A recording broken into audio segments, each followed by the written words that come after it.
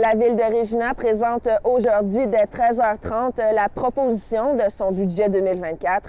Puisque la situation financière de la REAL demeure incertaine, on s'attend à ce que le budget proposé ne présente pas la demande de financement que le REAL a demandé de 5,8 millions de dollars. Il se peut aussi que le budget pour le service de police ne soit pas inclus, car ce budget doit d'abord être approuvé par le Conseil des commissaires de police de la Ville de Regina.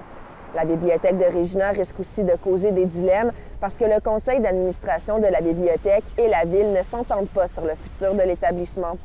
On garde un œil aussi sur le financement accordé pour contrer le sans-abrisme. C'est donc à suivre plus tard sur toutes nos plateformes.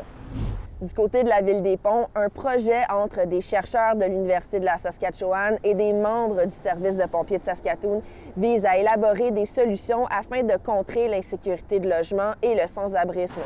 Leur but est d'en savoir plus sur les lacunes des services sociaux fournis et sur les règlements adoptés par la Ville afin de créer des systèmes plus préventifs. Selon les chercheurs de l'Université de la Saskatchewan, il existe un certain nombre de politiques dans les municipalités qui ont des conséquences sur le sans-abrisme et qui pourraient être améliorées. Le projet de réseau de bus rapide à Saskatoon se précise. Toutefois, aucune date n'a été confirmée. On sait qu'il y aura 3 lignes et 16 nouveaux arrêts d'autobus répartis sur une quinzaine de kilomètres. La première ligne traversera la ville du nord-est vers l'ouest et le tout est possible grâce à un financement conjoint entre les gouvernements provincial et fédéral et la ville de Saskatoon. La ville bénéficiera aussi d'un nouveau centre de loisirs dans le secteur Holmwood.